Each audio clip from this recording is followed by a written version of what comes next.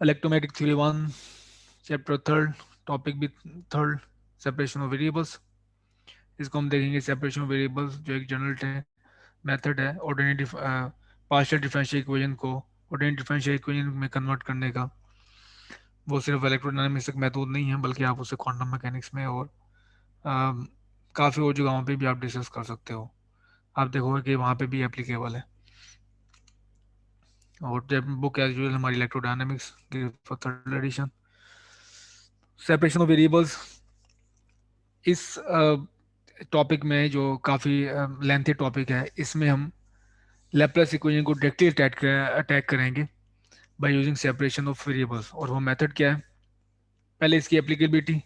Apply ये होता है कि अगर आपके पास एक रीजन में जहाँ पे आपने पोटेंशियल फाइंड करना है और उसकी बाउंड्रीज पे पोटेंशियल और चार्ज डेंसिटी स्पेसिफाइड है, तो हम उसके इंटीरियर में उस पोटेंशियल को बता सकते हैं। तो ये इसकी रेंज ऑफ एप्लीकेबिलिटी है। तो ना सिर्फ आप भी इसको इक्वेशन को सेपरेट करोगे, बल्कि आप बाउंड्री कंडीशन भी अप्लाई करोगे, या बाउंड्री कंडीशन भी आपके पास होनी चाहिए सोल्यूशन फाइंड करने के लिए। स्ट्रेटेजी हमारे पास ये है कि हम सोल्यूशन वो देखेंगे जो कि जो हमारे पास एक एज अ होल जो सोल्यूशन है उसका प्रोडक्ट में लिखा जा सके। We look for solutions that are products of functions, each of which depends on only one of the coordinates. So जैसे हमारे पास तीन कोऑर्डिनेट्स हैं, तो हमारे पास जो फंक्शन होगा वो तीन प्रोडक्ट्स की फॉर्म में एग्जिस्ट करता होगा। और अगर हमारे पास दो कोऑर्डिनेट्स हैं तो फंक्शन हमारा दो प्रोडक्ट्स की फॉर्म में होगा। और एक जो फंक्शन होगा वो सिर्फ एक कोऑर्डिनेट पे ही डिपेंडेंट होगा। तो ये हमारे पास स्ट्रेटेजी होगी। तो स्टार्ट करते हैं डायरेक्ट एग्जांपल से। जो एग्जांपल हमने लिया है कार्टेशियन कोऑर्डिनेट है ये। एग्जाम्पल ये कोऑर्डिनेट सिस्टम में है। वो अब इसमें भी जनरल एग्जाम्पल देखोगे कि अगर आपके पास प्रॉब्लम है वो कार्टेशियन कोऑर्डिनेट में आ जाती है, तो हमने इसको कैसे सॉल्व करना है। तो लेकिन पहले हमें कार्टेशियन कोऑर्डिनेट में जो सॉल्यूशन है जो लेप्लेस इक्वेशन है उसको सेपरेबल बनाना है। उसके सॉल्यूशन को सेपरेबल सॉल्यूशन फाइंड करने हैं। तो प्रॉब्लम हमारे पास ये है इस वक्त। Two infinite grounded metal plates lie parallel to x y x z plane. तो ये दो इन्फिनिट पैरेलल प्लेट्स हैं, एक ये ए पे है और एक ये जीरो पे है। वन एट वाई जीरो जैसे मैंने बताया, the other at Y is equal to A, the left and at x is equal to zero. तो left hand X is equal to zero पे है। Is close of which an infinite strip insulated from the two plates. तो हमारे पास ये जो strip है जो साथ लगी हुई है x is equal to zero पे, ये स्ट्रिप इन दो प्लेट से जो मेटल कंडक्टर है इनसे इंसुलेटेड है। तो दरम्यान में आप समझ लें कि इन प्लेट्स और ये स्ट्रिप के दरम्यान में हमने कोई रबड़ वगैरह लगाया हुआ है, कोई इंसुलेटिंग जो वुड है या इसी तरह कोई इंसुलेटर मटेरियल लगाया हुआ है जिसको जिसने इस स्ट्रिप को इस मेटेलिक प्लेट से अलग किया हुआ है। और इसका पोटेंशियल मेंटेन है y V nought is equal to V nought as a function of y, find the potential inside this slot. तो हमने ये करना है कि इस स्लॉट के अंदर पोटेंशियल फाइंड करना है। तो अगेन मैं दोबारा डिस्क्राइब कर दूं प्रॉब्लम को। तो हमारे पास इन्फिनिट मेटेलिक जो ग्राउंडेड प्लेट्स हैं, और एक है वाई जीरो पे और दूसरी है वाई इक्वल टू ए पे। तो ये एक्सटेंडेड हैं, जेड में इन्फिनिट हैं और एक्स में आपके पास नज़र आ रहा है कि इन्फिनिट है। और एक स्ट्रिप है जो यहाँ पे एक्स जीरो पे लगी हुई है, इन दोनों से इंसुलेटेड है, ठीक है। और लेकिन इसका पोटेंशियल हमने मेंटेन किया हुआ है, वो है वी नॉट वाई, जो एक्स जीरो पे आपको पोटेंशियल मिलेगा।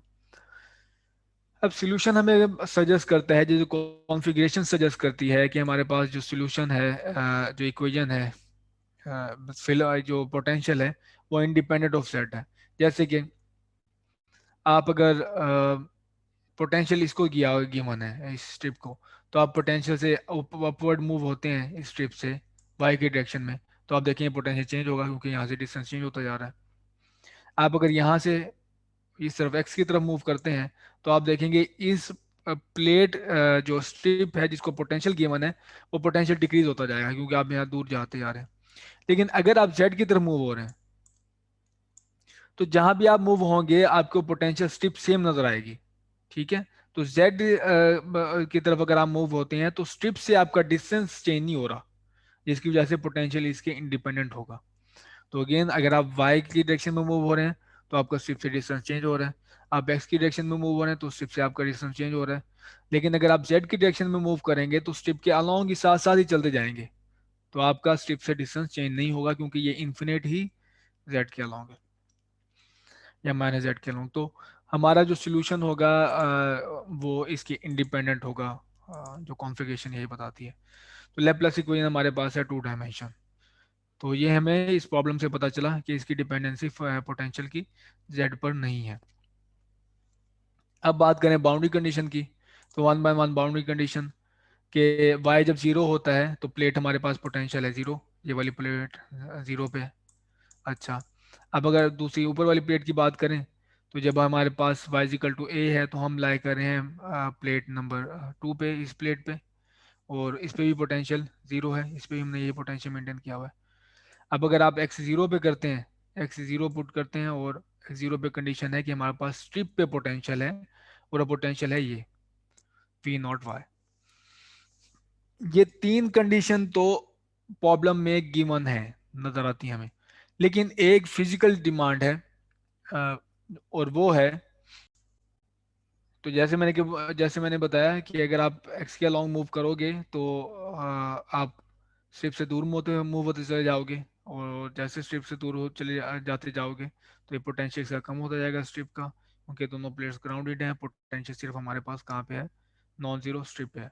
तो एक पॉइंट आएगा जहाँ पे पोटेंशियल जीरो हो जाएगा कम होते होते, वो हमारा इन्फिनिट पॉइंट है। तो ये बेस है हमारे पास, फिजिकल नीड है इसकी, जो हमारे पास सोल्यूशन होगा उसकी, कि इन्फिनिटी पे हमारे पास पोटेंशियल जीरो होना चाहिए। तो अब अगर आप इसको यूं समझें कि ये जो पूरा रीजन था जिसके दरम्यान में हमने पोटेंशियल फाइंड करना है, ये find the potential is side the slot, तो ये जो अंदर है ये रीजन, इसके अंदर हमने फाइंड करना है पोटेंशियल। तो इसकी इस बाउंड्री पे तो पोटेंशियल स्पेसिफाई था, सारा क्लियर करो। तो इस बाउंड्री पे पोटेंशियल स्पेसिफाई था, ये बाउंड्री कंडीशन इसको कह रही है। एक बाउंड्री कंडीशन हमें पोटेंशियल बता रही है इस पे, दूसरी बाउंड्री कंडीशन हमें बता रही है पोटेंशियल इस पे। तीन साइड का तो हो गया था, तो रीजन पूरा कवर नहीं हुआ था हमारे पास। हमें इस वाली बाउंड्री, ये वाली साइड भी हमें चाहिए थी, उस बाउंड्री पे भी पोटेंशियल चाहिए था। तो हमने फिजिकल नीड से बताया किया कि इसकी ये जो बाउंड्री है जो इन्फिनिटी पे लाई करती है, उस पे पोटेंशियल ये है।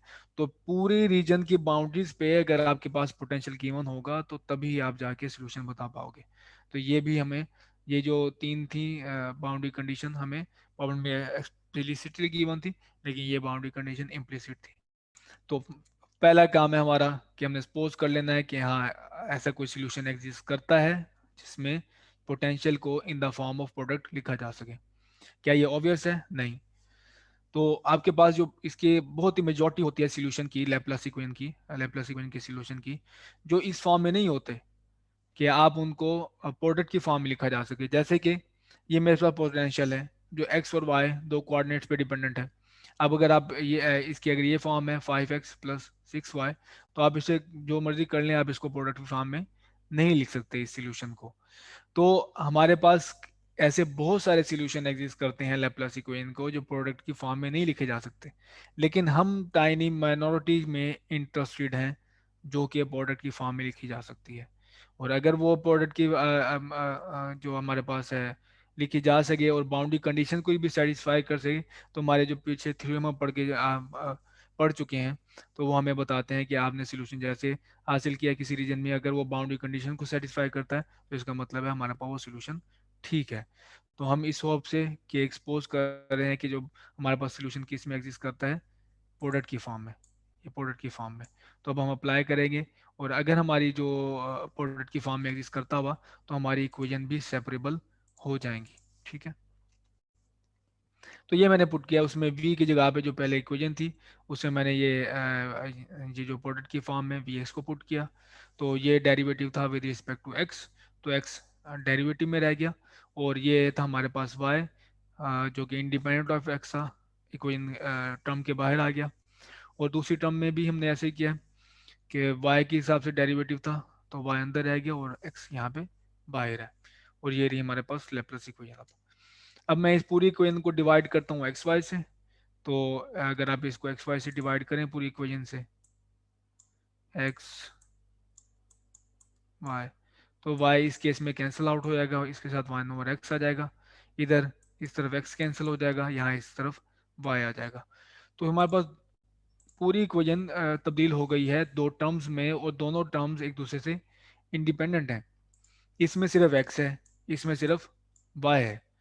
तो ये दोनों दो फंक्शन जब आपके पास उनका इंडिपेंडेंट वेरिएबल हो, अलग अलग वेरिएबल पे डिपेंड कर रहे हो, जैसे आपके पास एक फंक्शन f है जो डिपेंड कर रहा है सिर्फ x पे, और एक फंक्शन g है जो सिर्फ डिपेंड कर रहा है y पे, तो उनका सम इक्वल टू कांस्टेंट, ये जीरो कांस्टेंट है। कांस्टेंट के इक्वल तभी एग्जिस्ट कर सकता है जब आपके पास दोनों फंक्शन इंडिपेंडेंटली कांस्टेंट हो। अदरवाइज ये ऐसे होगा, अगर ये तो इंडिपेंडेंटली एक्स से वेरी कर सकता है, और ये एक्स वाला एफ वाला फंक्शन इंडिपेंडेंटली ऑफ जी के वेरी कर सकता है। तो अगर आप इसको फिक्स कर भी लेते हैं, इसको कांस्टेंट फिक्स कर लेते हैं, तो वो तो ये डिपेंडेंसी इसकी वाई की है, तो ये कम होगा या ज़्यादा होगा तो आपके सोल्यूशन को अल्टर कर देगा। तो एक ही पॉसिबिलिटी बचती है कि आपके पास दोनों फिक्स होने चाहिए, दोनों कांस्टेंट होने चाहिए, ये भी कांस्टेंट ये भी कांस्टेंट, तभी इनका रिजल्ट आएगा कांस्टेंट। तो दो फंक्शन जो टोटली इंडिपेंडेंट हैं उनका सम तभी इक्वल टू कांस्टेंट होगा जब दोनों फंक्शन इंडिविजुअली कांस्टेंट होंगे। तो ये हमें जैसे मैंने बताया both must be constant individually. तो अब हम सपोज कर लेते हैं कि ये फंक्शन ये भी इक्वल टू कांस्टेंट है जैसे मैंने बताया, और ये हमारे पास ये टर्म भी इक्वल टू कांस्टेंट है। तो इस कांस्टेंट को मैंने C1 कर दिया, इस कांस्टेंट को मैंने C2 कर दिया, और हमारे पास इस कंडीशन है कि दोनों का सम इक्वल टू जीरो है, जो कि ये इक्वेशन हमें बता रही है। तो ये C1 ये C2 दोनों का सम इक्वल टू जीरो है। पर्टिकुलर केस में जो हम जिसमें हम बात कर रहे हैं, तो इसमें मैं ये स्पेसिफाई करना चाहता हूँ। देखें एक इसमें कोई दोनों सेम है ये, ठीक है, C1 इक्वल टू सी है, लेकिन एक नेगेटिव है एक पॉजिटिव है, तभी जाके ये आपको जीरो देंगे। जैसे एक हो 5 और दूसरा हो -5, तो फिर आपको जाके ये देंगे जीरो। और इस पर्टिकुलर केस में मैं सी जो है 1 वो पॉजिटिव ले रहा हूँ, और C2 मैं लेऊंगा नेगेटिव। वो लेना पड़ेगा, जब आपने एक को फिक्स कर दिया तो आपके पास दूसरा उसी तरह फिक्स हो जाएगा, एक पॉजिटिव होगा तो दूसरा नेगेटिव होगा। तो ये हमने क्यों लिया, ये भी आपके पास जब हम आगे जाएंगे प्रॉब्लम में, एग्जाम्पल में, तो आप देखोगे कि ये C1 पॉजिटिव लिया तभी जाके आपको और बाउंड्री कंडीशन अप्लाई करना आसान हुआ है। तो अब ये देखें हमारे पास ये इक्वेशन बन गई, एक ये वाली और एक ये बन गई। ये सेकंड ऑर्डर डिफरेंशियल इक्वेशन है, ऑर्डिनरी डिफरेंशियल इक्वेशन है, और ये भी हमारे पास सेकंड ऑर्डर डिफरेंशियल इक्वेशन है। इनका सॉल्यूशन आप डिफरेंशियल इक्वेशन में कई बार देख चुके होंगे। एक तो पहले मैं इससे पहले कमेंट कर दूं कि हमने अभी तक क्या किया है, सेपरेबल वेरिएबल्स की टेक्निक अप्लाई करके, कि एक पार्शियल डिफरेंशियल इक्वेशन को मैंने दो ऑर्डिनरी डिफरेंशियल इक्वेशन में कन्वर्ट कर। तो के C1 मेरे पास है के स्क्वायर, और C2 मेरे पास -k स्क्वायर।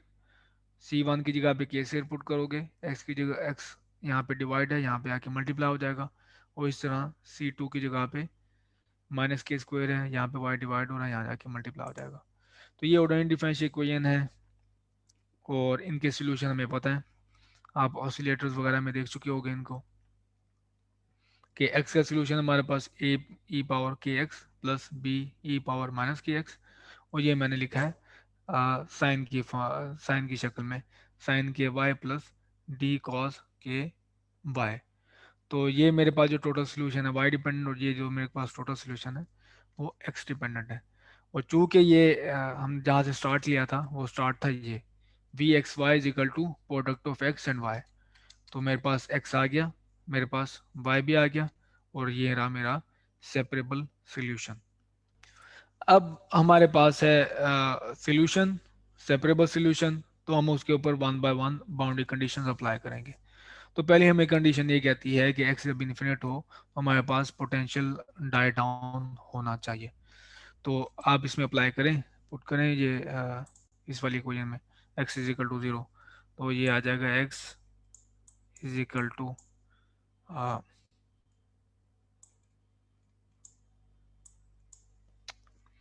बाउंड्री कंडीशन है हमारी, x is equal to zero नहीं है बल्कि बाउंड्री कंडीशन है हमारी x is equal to infinity, तो x इन्फिनिटी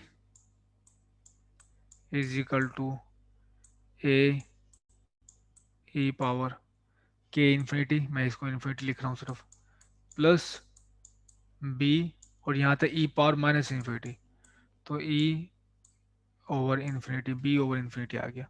तो ये वन ओवर इन्फिनिटी या समथिंग ओवर इन्फिनिटी, ये तो हमारे पास जीरो हो रहा है, लेकिन ये टर्म जीरो नहीं हो रही, ये ब्लो अप कर रही है। लेकिन पोटेंशियल क्या बता रहा है हमें कि इस इन्फिनिटी पे हमारे पास पोटेंशियल शुड बी जीरो। तो पोटेंशियल जीरो होने के लिए हमें क्या करना पड़ेगा, A is equal to zero put करना पड़ेगा, तभी जाके हमारी जो पोटेंशियल, ये जो इको कंडीशन है सेटिस्फाई होगी, कि हम अपने सोल्यूशन में अगर x is equal to infinity put करें तो उसको जीरो आना चाहिए।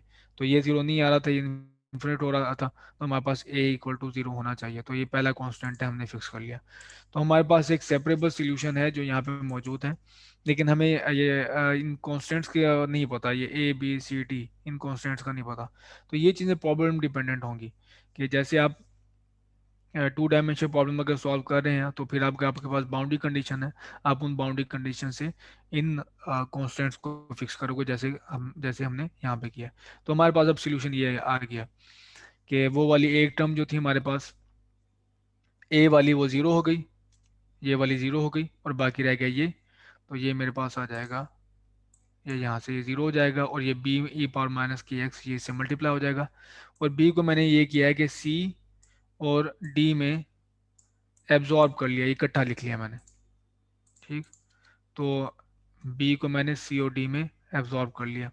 तो V x Y is equal to e power minus k x into C sine k y plus D cos k Y.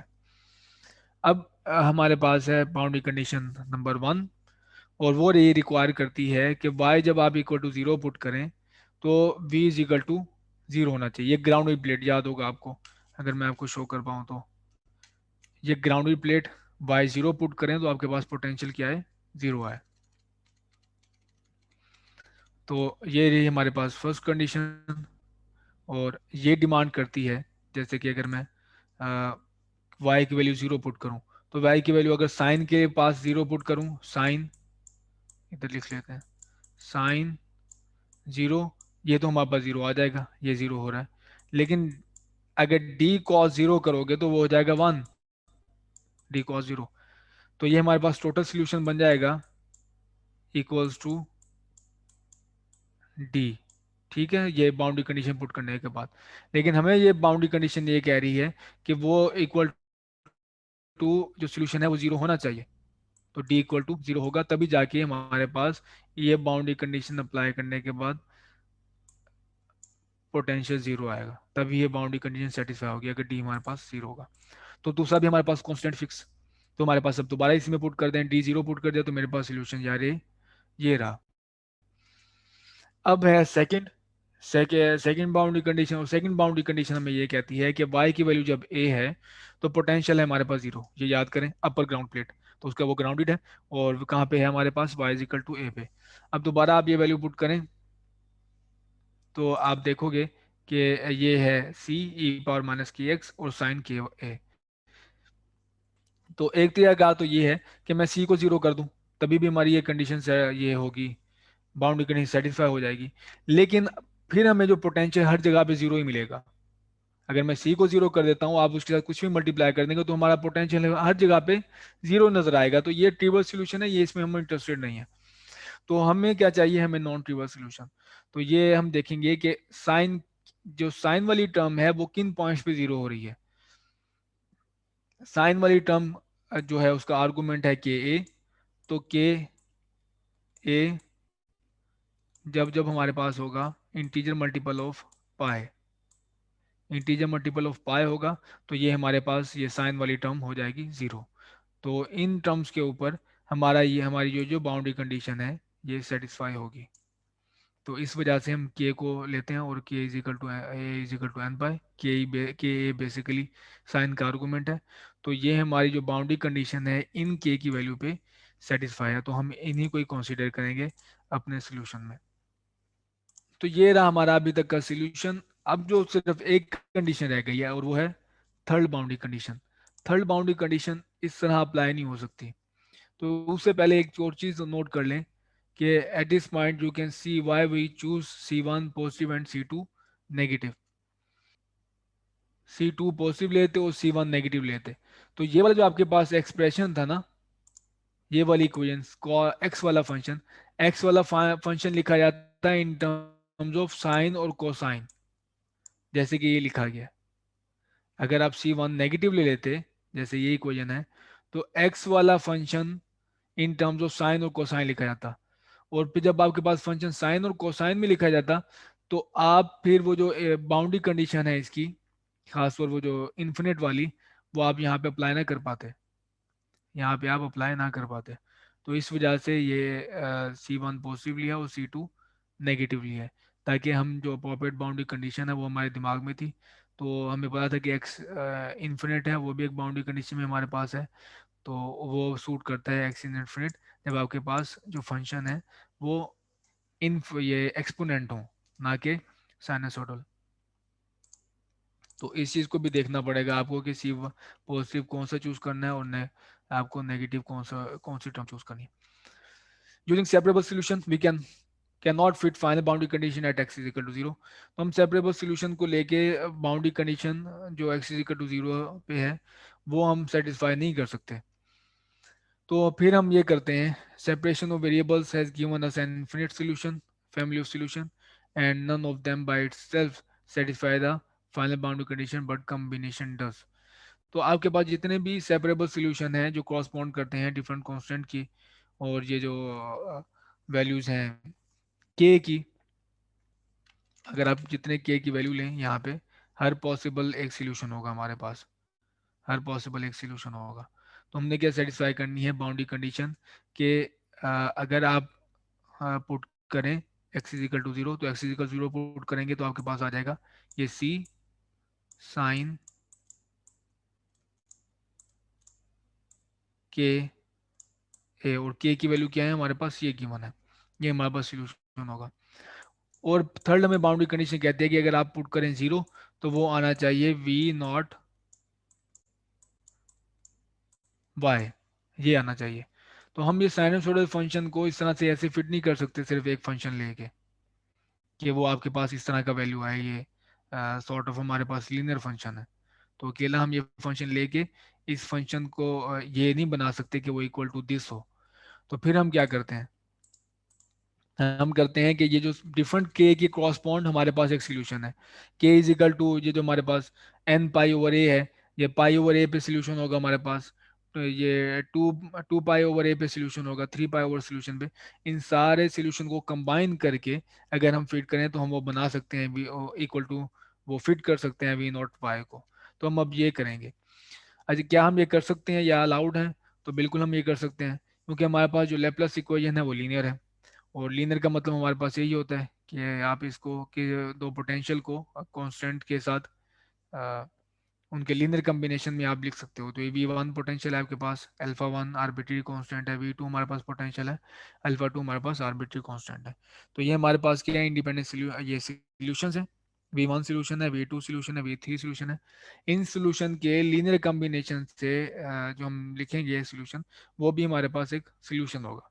ठीक है, तो ये हमारे पास लिनियरिटी वो हमें डायरेक्ट करती है सिर्फ।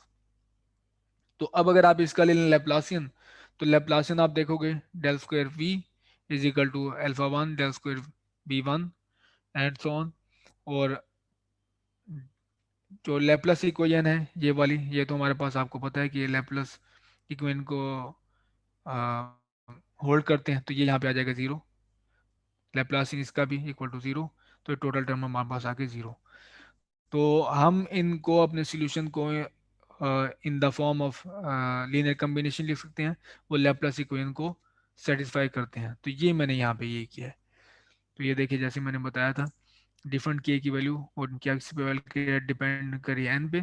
तो एन की वैल्यू आप जैसे वेरी करते जाएंगे आपको एक नया सोल्यूशन मिलता चला जाएगा। ठीक है, और यहाँ पे अल्फा क्या है असल में, ये सी एन है। सी एन हमारे पास अल्फा टाइम अल्फा की जगह पे है। और यहाँ पे भी के था हमारे पास, तो के की वैल्यू पुट कर दी, के की वैल्यू मैं आपको याद कराऊँ वो थी is equal to N pi over A. तो यहाँ पे भी के की वैल्यू, यहाँ पे भी के की वैल्यू, उसमें एन है तो एन की वैल्यू की समीशन है आपने, जैसे ये समीशन नजर आ रहा है, एन की वैल्यू एक पुट करोगे आपके पास ये आएगी टर्म, एन की वैल्यू टू पुट करोगे आपके पास ये टर्म आएगी, एन की वैल्यू थ्री। तो ये हमारे पास है इन ये सोल्यूशन, इंडिपेंडेंट सोल्यूशन। तो उनके लीनियर कम्बिनेशन से हमने लिख लिया जनरल सोल्यूशन। मैंने आपको बताया ये जो हमारे पास सोल्यूशन है वो ये बेसिकली ये है, ठीक है, ये सोल्यूशन है ये वाला। तो ये एक सोल्यूशन है आपके पास, लेकिन एन की वैल्यू कई सारी आ रही हैं, और आपके पास जैसे मैंने बताया एन की वैल्यू अगर इंटीजर मल्टीपल है तो तभी जाके आपके पास ये कंडीशन सेटिस्फाई होती है। तो जहाँ जहाँ पे कंडीशन सेटिस्फाई होगी जिस इस एन की वैल्यू के लिए, वो हमारे पास क्या है, सोल्यूशन है। तो चूंकि हमारे पास लैप्लास इक्वेशन लीनियर है, तो आप इसका जो लीनियर कम्बिनेशन होगा वो भी आपके पास एक सोल्यूशन होगा। तो लीनियर कम्बिनेशन हम ऐसे ही कहते हैं कि आप जो ये ये है लीनियर कम्बिनेशन।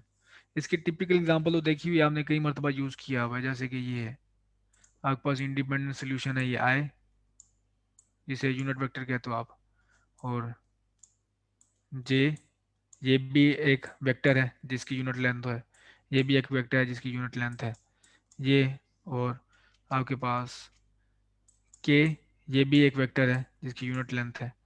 आप इनको ऐड कर दें वो भी एक वेक्टर आएगा, आप दो मल्टीप्लाई कर दें वो भी एक वेक्टर होगा, पॉसिबल सोल्यूशन होगा।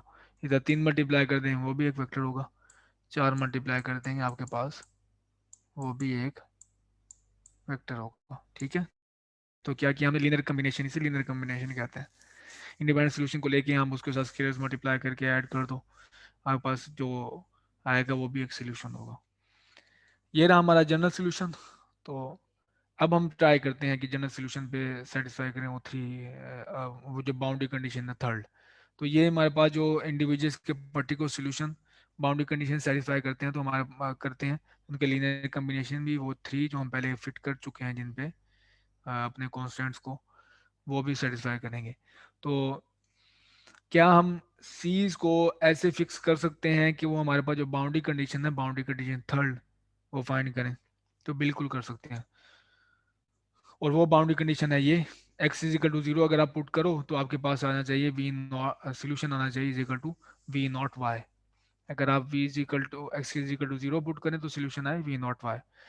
तो हमने सीज की ऐसे वैल्यू चेंज करनी है कि ये इनका जो लीनियर कम्बिनेशन है ये बने पूरा सम, वो इक्वल टू आए वी नॉट वाई।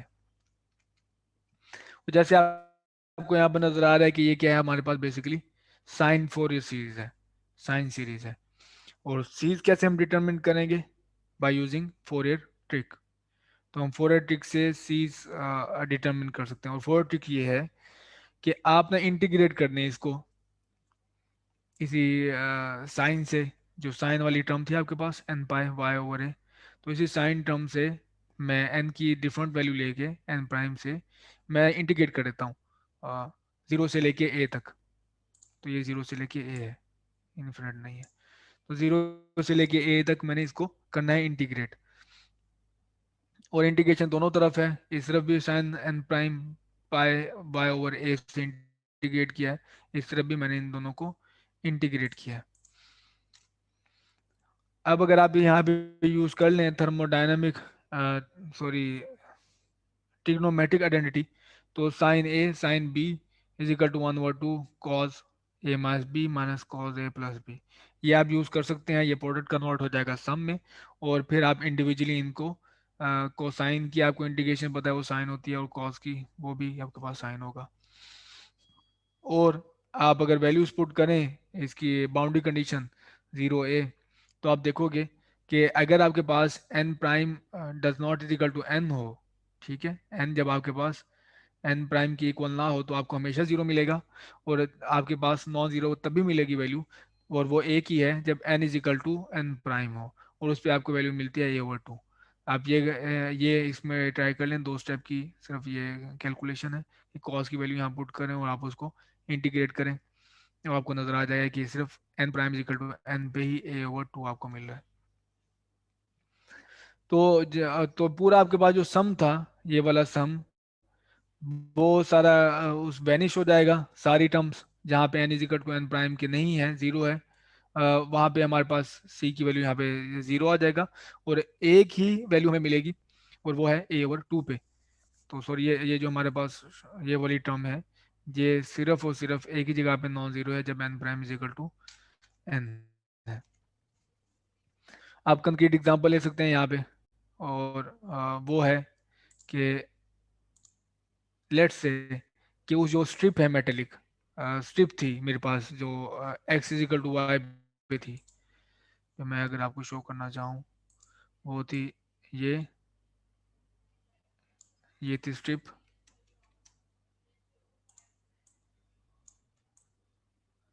ये रही स्ट्रिप थी, और इसके साथ ही ये प्लेट थी हमारे पास इन्फिनिट जो मूव जा रही थी, ये थी, और यहाँ से हमें ये नज़र आ रही थी। ऊपर वाली ग्राउंड प्लेट हमारे पास थी जीरो पे, नीचे भी ग्राउंड प्लेट थी, और ये वाली जो स्ट्रिप थी, ये वाली साइड पे, इसको हमने क्या सपोज कर लिया कि मेटल है, और इसको हमने कांस्टेंट पोटेंशियल दिया। पहले तो पोटेंशियल वाई डिपेंडेंट था, अब मैं कह रहा हूँ कि पोटेंशियल कांस्टेंट है, वी नॉट है। तो अब अगर आप उसको कांस्टेंट्स को फाइंड करने की कोशिश करें, सी एन मैंने जैसे बताया 2a नॉट, इस इक्वेशन में अगर आप पुट करें वैल्यू, वो है a/2, और n की वैल्यू क्या है, सिर्फ एक ही वैलिड है जब n prime is equal to n है, तो ये समीशन जाता रहेगा, और यहाँ पे सी एन के साथ आ जाएगा a/2, और a/2 उस तरफ जाके बन जाएगा 2/a। तो ये मेरे पास सी एन फाइंड कर लिया। तो सी एन, इन सी एन के लिए जो ऐसे फाइंड किए जाएंगे, उन पे ये बाउंड्री कंडीशन ये वाली सेटिस्फाई है। तो अब पर्टिकुलर केस जो कंक्रीट एग्जांपल देख लें आप, कि मैंने जैसे बताया जो स्ट्रिप है, स्ट्रिप पे हमारे पास अब सपोज कर लेते हैं कि वो मेटेलिक है, और उसको हमने पोटेंशियल पे मेंटेन किया हुआ है, वो है मीन नॉट। और आपको पता है कि जो कंडक्टर्स होते हैं हमारे पास, वो इक्विपोटेंशियल सरफेस होते हैं, तो उसको पूरी हमारे पास सिर्फ वी नॉट है। तो अब ये इंटीग्रेशन करना आसान हो जाएगी, वी नॉट बाहर इंटीग्रेशन से बाहर आ जाएगा, क्योंकि वाई बन नहीं रहा, ये कांस्टेंट हो गया। तो ये इसको इंटीग्रेट करोगे, आपके पास कॉज आएगा, और अगेन ये इवन टर्म के लिए जीरो है, लिमिट पुट करने के बाद आप देख सकते हो इसमें। और सिर्फ ऑड टर्म के लिए आपके पास यहाँ से कंट्रीब्यूशन आ जाएगी 2, और ये बन जाएगा 4v0/n पाई। तो अब हमारे इसकी अगर वी नॉट की वैल्यू पुट करो इसमें सी एन की, तो सी एन की वैल्यू मैंने यहाँ पे पुट की है, जो फी 4v0/n पाई है, ये बाहर आ गया, 4v0/पाई ये बाहर है, और 1/n अंदर आ गया। तो बाकी हमारे पास ये लीनियर कम्बिनेशन है। तो ये गिवन प्रॉब्लम के लिए ये हमारा सोल्यूशन है। आप इन पोटेंशियल को अगर प्लॉट करें, तो कुछ इस तरह से नजर आएगा आपके पास पोटेंशियल। ये है पोटेंशियल, ये है एक्स डिपेंडेंस, जैसे आप इससे पोटेंशियल दूर मूव होते जा रहे हैं, तो आपको नजर आ रहा है कि ये जीरो होता चला जा रहा है, और जैसे आप वाई के अलॉन्ग मूव कर रहे हैं, तो आपको ये हार्मोनिक्स नजर आ रहे हैं, जो कि आप क्लियरली इस प्लॉट में देख सकते हैं। ये हमारे पास है वाई डिपेंडेंस, और ये हमारे पास है पोटेंशियल। तो वाई के अलॉन्ग अगर आप फोरियर सीरीज में सिर्फ एक टर्म लें, n इज इक्वल टू 1, तो आपके पास ये आएगा ए बी, ए 1 2 3 4 5। तो ये हमारे पास बी प्लॉट किया गया है जब n की वैल्यू है 5, और डी की वैल्यू है 10, और ये सी के लिए काफ़ी सारी वैल्यू ली गई हैं, जैसे आप देख रहे हैं कि ये फंक्शन हमारा फोरियर सीरीज सही से अप्रॉक्सीमेट करता है जैसे जैसे आप ज़्यादा टर्म लेते जा रहे हैं। तो इस सेपरेबल सोल्यूशन की असल में सक्सेस क्या है, वो दो प्रॉपर्टीज पे है, जो पावरफुल प्रॉपर्टीज पे। एक कंप्लीटनेस, कि अगर आपके पास कोई डोमेन है, जैसे हमारे पास इस केस में ये जीरो, जीरो से हमारे पास डोमेन थी ए, तो अगर आपके पास ये इंडिपेंडेंट सोल्यूशन इसमें एग्जिस्ट करते हैं, ये वाला इंडिपेंडेंट सोल्यूशन है, तो आप इनके लीनियर कम्बिनेशन से इस डोमेन के अंदर कोई सा भी किसी तरह का भी फंक्शन हो, लेट से ये फंक्शन है, इसी डोमेन के अंदर ये फंक्शन है, इस तरह का, हाँ ये फंक्शन है, कोई भी फंक्शन है डोमेन के अंदर आप फिट कर सकते हो। और वो क्या होगा basically, correct value of C N find करना, वो फोएटिक से फाइंड कर लोगे, तो सी एन की आप करेक्ट वैल्यू फाइंड कर लोगे, और ये आपके पास इनके लीनियर कम्बिनेशन से आप इस एफ को फाइंड कर लोगे। तो जैसे मैंने बताया आपको, आपके पास एफ कितना कॉम्प्लिकेटेड हो, लेकिन गिवन डोमेन के अंदर आपके पास अगर ये लीनियर जो इंडिपेंडेंट फंक्शन मौजूद हैं, तो आप इनके लीनियर कम्बिनेशन से कोई सा भी जो फंक्शन है वो फाइंड कर सकते हैं, और वो सिर्फ जॉब होती है करेक्ट सी एन फाइंड करना। और ये आपने क्वांटम मैकेनिक्स में भी आप बारह यही करते होते हो, कि पहले आप इक्वेशन सॉल्व करते हो, इक्वेशन सॉल्व गिवन पोटेंशियल के लिए इक्वेशन सॉल्व करते हो, वहाँ से आपके पास आ जाते हैं आइगन फंक्शंस। जब आपके पास आइगन फंक्शन आ गए, तो गिवन इनिशियल कंडीशंस के लिए, इनिशियल वेव फंक्शन के लिए आप एक्सप्रेस करते हो सी एन को गिवन इनिशियल लीनियर कम्बिनेशन से। इस केस में हमारे पास जो गिवन वेव फंक्शन होगा वो ये होगा, और इसको आप लीनियर कम्बिनेशन से इस तरह फिट करते हो, तो ये आपके पास आ जाता है वो सोल्यूशन। और उसके साथ अगर आप टाइम डिपेंडेंस चाहिए आपको, तो E exponent E power minus E N T over H cut से आप उसे मल्टीप्लाई कर देते हो। तो ये बिल्कुल आप कंप्लीटनेस आइगन वैल्यू प्रॉब्लम में क्वांटम मैकेनिक्स में आप 12 देख चुके हो। जैसे मैंने बताया कि ये कंप्लीट है जीरो से वाई इस डोमेन के अंदर। तो कंप्लीटनेस का मतलब यही है कि आप ये फंक्शन इस डोमेन के अंदर कोई भी फंक्शन को फिट कर सकते हैं, कोई भी फंक्शन इस डोमेन के अंदर इसके लीनियर कम्बिनेशन से लिखा जा सकता है। जैसे हमारे पास अगर थ्री डायमेंशन स्पेस है, जैसे ये है, तो यहाँ पे हमारे पास इंडिपेंडेंट सोल्यूशन है। इंडिपेंडेंट जो वेक्टर हैं वो है तीन, एक है आई, दूसरा जे, और तीसरा के। तो आप इनके इन तीन वेक्टर के लीनियर कम्बिनेशन से कोई भी वेक्टर इस डोमेन के अंदर लिख सकते हो। तो कोई भी वेक्टर आपके पास, खा ये है, ये है, ये है, कोई भी वेक्टर है, आप इनके लीनियर कम्बिनेशन से लिख सकते हो। तो वो क्या होगा, ये है हमारे पास linear combination two, let's say three, four, तो ये हमारे पास आ जाता है ये वेक्टर। तो ये कंप्लीटनेस है। तो इसको कहते हैं कि जो आई जे के ये मिनिमल सेट है जो पूरे सेट पूरे स्पेस को स्पेन करता है। और दूसरी है ऑर्थोगोनैलिटी। बिल्कुल यही जैसे आई जे की हमने देखा कि आई को अगर आप जे से डॉट करें तो आपको जीरो मिलेगा, जे को के से डॉट करें आपको जीरो मिलेगा, आई को के से डॉट करें जीरो मिलेगा। तो ये ऑर्थोगोनैलिटी है जो इस केस में मिला है। तो ये दो अंडरलाइंग जो प्रॉपर्टीज थी वो हमें अलाउ करती हैं कि हम हमारा जो सेपरेबल सोल्यूशन है वो वर्क करे। ये एग्जांपल नंबर 3.4। और एग्जांपल नंबर 3.4 में जैसे कि पहले था कि आपके पास दो प्लेट्स हैं, ग्राउंडेड प्लेट्स हैं। एक ये y0 पे है और दूसरी y is equal to a पे है, और दोनों ग्राउंडेड हैं, यहाँ पे पोटेंशियल यानी कि ज़ीरो है। और दो स्ट्रिप्स हैं अलोंग, वो इन दो ग्राउंडेड प्लेट से इंसुलेटेड हैं, और इनके ऊपर पोटेंशियल है वी नॉट। इसके ऊपर भी वी नॉट है और इसके ऊपर भी, यानी कि एक्स की वैल्यू बी है तो आपके पास वी नॉट, एक्स की वैल्यू माइनस बी है तो आपके पास वी नॉट। लेकिन वाई की वैल्यू जीरो हो या वाई की वैल्यू ए हो, तो आपके पास है जो प्लेट्स, और प्लेट्स पे आपके पास पोटेंशियल है जीरो। तो हमसे ये पूछा गया है कि जो इसके दरमियान में जो रीजन है इस पाइप के अंदर, यहाँ पे पोटेंशियल क्या है। अगेन कॉन्फ़िगरेशन सजेस्ट करती है हमें कि ये इंडिपेंडेंट ऑफ जेड है, आप जेड के अलॉन्ग मूव करें यहाँ पे इस डायमेंशन के अलॉन्ग, तो आपके पास पोटेंशियल चेंज नहीं होगा। लेकिन अगर आप एक्स के अलॉन्ग मूव करें तो आप इस स्ट्रिप के दूर मूव कर रहे हो, इस स्ट्रिप से नज़दीक मूव कर रहे हो, तो आप पोटेंशियल चेंज होगा। अगर आप वाई के अलॉन्ग मूव कर रहे हो तो आप एक जीरो से दरमियान में जा रहे हो, शायद वहाँ से पोटेंशियल बढ़ता चला जाए तो उससे जीरो की तरफ, तो पोटेंशियल वेरी करेगा।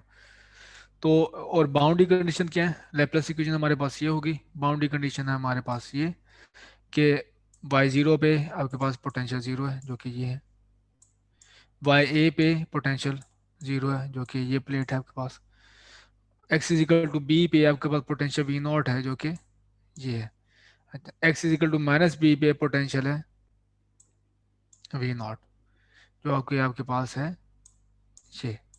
तो दो हमारे पास एक्स की कंडीशन, दो वाई की। तो इस बार आप देख रहे हैं कि इन्फिनिटी यहाँ पे लाई नहीं करता, क्योंकि हमारे रीजन में ही इन्फिनिटी नहीं है। वहाँ पे एक बाउंड्री हमारे पास इन्फिनिटी पे तक जा रही थी, इन्फिनिटी पे लाया करती थी। लेकिन यहाँ पे एक्स की वैल्यू -b और b पे ही है। यही हमारी मिनिमम और ये हमारी मैक्सिमम वैल्यू है। ये रीजन का हिस्सा है। आ, तो इस वजह से यहाँ पे इन्फिनिटी आप नहीं देख रहे। तो ये रही लैप्लास इक्वेशन और boundary condition. Again separable solution हमें इसी इक्वेशन का पता है, और वो है ये सेपरेबल सोल्यूशन है इस इक्वेशन का। तो हमने सिर्फ हमारा ये इस प्रॉब्लम में ये काम होगा कि इन कॉन्स्टेंट्स को फिक्स करना है, ए बी सी और डी को, फॉर गिवन बाउंड्री कंडीशन। तो पहली बाउंड्री कंडीशन अगर मैं इस पे कमेंट करूं वो ये, X is equal to infinity पे हमारे पास ये हमारा जो है, जैसे मैंने पहले बताया, प्रॉब्लम का हिस्सा नहीं है, क्योंकि ये डोमेन हमारे पास जो एक्स की है वो -b से लेके b तक है। तो इस वजह से मैं सजेस्ट करता है कि a does not is equal to 0, तो a power k x is acceptable. तो पहले हमारे पास यही हुआ था पिछली प्रॉब्लम में कि x is equal to infinity problem का हिस्सा, रीजन की बाउंड्री थी। लेकिन यहाँ पे रीजन की बाउंड्री एक -b है और दूसरी b। और अगर एक्स इजिकल टू इन्फिनिटी हो तब हम ये कहते हैं ये जीरो है, अदरवाइज नहीं। अदरवाइज हमारे पास ई पावर के एक्स जो इसका कोफिशिएंट है ये वाला, ये एक्सेप्टेबल है। और एक और चीज़ देख लें आप, आपके पास जो प्रॉब्लम है बिल्कुल सिमेट्रिक है अलोंग एक्स एक्सिस। तो एक्स एक्सिस के जो अगर मिड है मेरे पास ये, तो जो कि जीरो पे लाई कर रहा है, तो आप देखेंगे कि ये प्रॉब्लम है बिल्कुल सिमेट्रिक है अलोंग द सेंटर। तो जो यहाँ पे आपके पास फंक्शन है एग्जैक्टली वहाँ पे आपके पास फंक्शन है। तो आप जिसे हम इवन फंक्शन कहते हैं, तो आप अगर एक्स में पुट करें माइनस, तो आपके पास आए वी एक्स एग्जैक्टली वही है। तो ये हमारे पास इवन फंक्शन होता है। तो ये बिल्कुल हमारे पास है इवन फंक्शन। तो ये हमारे पास जो सिमेट्री है ये शो करती है फंक्शन की पोटेंशियल की, कि आपके पास ये जैसे एक्स की वैल्यू पुट करके देख लें आप, तो एक्स की वैल्यू मैंने यहाँ पे माइनस पुट किया, माइनस की एक्स हो गया, ये माइनस है तो प्लस हो गया। इस तरफ एक्स की वैल्यू सेम है। ये हमें सजेस्ट करती है कि ये जो दोनों कॉन्स्टेंट्स हैं ए बी इक्वल होने चाहिए। ए ए के इक्वल होना चाहिए, ए ये जो है ये वाला, ये इसके इक्वल होना चाहिए, क्योंकि ये दोनों टर्म सेम है एक्सपोनेंट की। ये के इक्वल, और ये जो वाली ये टर्म की इक्वल। तो ये सजेस्ट करते हैं ए और बी शुड बी इक्वल। तो ए और बी को आप इक्वल पुट करें तो आप देखोगे कि ये ई पावर की X plus E power minus की X is equal to two cosh cosh X पे लिख सकते हो आप। और अब अगर आप इसको वापस सोल्यूशन में पुट करें, ये हमारा सोल्यूशन है। तो इसकी जगह पे ए बी इक्वल हो गया, ए को आप कॉमन ले लें, इसकी जगह पे आपके पास आ जाएगा टू कॉश, और टू ए को मैंने एब्जॉर्ब कर लिया है सी ओ डी में जैसे हमने पहले किया था। तो सी ओ डी में टू ए को कांस्टेंट जो मल्टीप्लाई हो रहा है उसे मैंने इसको एब्जॉर्ब कर लिया। अब आए बाउंड्री कंडीशन के पास। तो पहले की तरह बाउंड्री कंडीशन ये हमने फिट किया है, देखा हुआ है इसे, y इक्वल टू जीरो आप करोगे तो फाइन पोटेंशियल जीरो होना चाहिए। तो ये टर्म तो जीरो हो जाती थी, लेकिन ये जीरो नहीं होती थी। इसको जीरो बनाने के लिए हम d इक्वल टू करते थे जीरो। इस तरह y equal to A put करोगे आप, और ये इस पे पोटेंशियल डाई डाउन होना चाहिए। और वो तभी डाई डाउन होता था जब आपके पास k की वैल्यू कोई स्पेसिफिक हो, स्पेसिफिक k की वैल्यू हो। वो है n पाई ओवर a, और n जाएगा जब हमारे पास है equals to integer number 1 2 3 and so on. तो ये बाउंड्री कंडीशन ऑब्वियस हैं जो पहले हम देख चुके हैं, और इधर भी वही रिपीट हो रही हैं। तो V x Y is equal to C, ये हमारे पास अब सोल्यूशन है दो बाउंड्री कंडीशन देखने के बाद। सी cosh N pi x over A sine N pi Y over A. और एक और चीज जो सिमेट्री हमें सजेस्ट करती है वो ये, हमारे पास V x Y is even in x if it satisfy third boundary condition then it will also satisfy fourth boundary condition. तो आपने सिर्फ एक बाउंड्री कंडीशन देखनी है, अगर वो ये सेटिस्फाई करता है तो ये ऑटोमेटिकली फोर्थ बाउंड्री कंडीशन भी सेटिस्फाई करेगा, क्योंकि हमारे पास फंक्शन इवन है। और ये हम कंस्ट्रक्ट करेंगे पहले की तरह कि ये आप इंडिविजुअल जो सेपरेबल सॉल्यूशन है वो इसको फिट नहीं कर सकते। तो हम इसके जाएंगे कंस्ट्रक्ट करेंगे लीनियर कॉम्बिनेशन को। तो मैंने इसका लीनियर कॉम्बिनेशन बनाया अपने सॉल्यूशन का पहले की तरह। और हमने पिक करने हैं C N such a way to satisfy third boundary condition. Third boundary condition को सेटिस्फाई करने के लिए हमें सी एन ढूंढने हैं। तो अगेन कि अगर मैं थर्ड बाउंड्री कंडीशन थी हमारे पास, मैं आपको शो करूँ तो वो ये है कि x is equal to B पे v is equal to V naught है। x is equal to B पे v is equal to V naught है ये। तो मैंने x की जगह पे b वैल्यू पुट की और इसे v नॉट के इक्वल होना चाहिए। तो ये लीनियर कम्बिनेशन किन सी एन की वैल्यू के लिए हमें वी नॉट देगा। ये लीनियर कम्बिनेशन ये जो हाँ लीनियर कम्बिनेशन है किन आर्बिट्री कॉन्स्टेंट्स के लिए हमें देगा वी नॉट। तो वो अगेन हम यूज करेंगे फोरियर ट्रिक। इस बार मैंने थोड़ा इसको एक्सप्लिसिट करके दिखाया आपको। तो सम है यहाँ पे, पहले सी एन था यहाँ पे, लेकिन अब है cosh N pi B over A. और दोनों तरफ मैंने किया है जीरो से ए मल्टीप्लाई इंटीग्रेट किया, इंटीग्रेशन किया जीरो से ए sine N prime pi Y over A और डी वाई के साथ।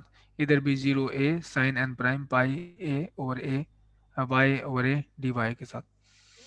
तो अब अगर आप इसको सॉल्व करें फोर ट्रिक के मुताबिक, यहाँ पे वैल्यू आएगी हमारे पास ए ओवर टू। और वो वैल्यू वो होगी जब n is equal to N prime होगा। तो ये n और n प्राइम सिर्फ पूरे सम में एक ही वैल्यू पिक करेगा, एक ही वैल्यू आएगी। और वो वैल्यू होगी वहाँ पे उस इंटीग्रल रिजल्ट की ए ओवर टू पे।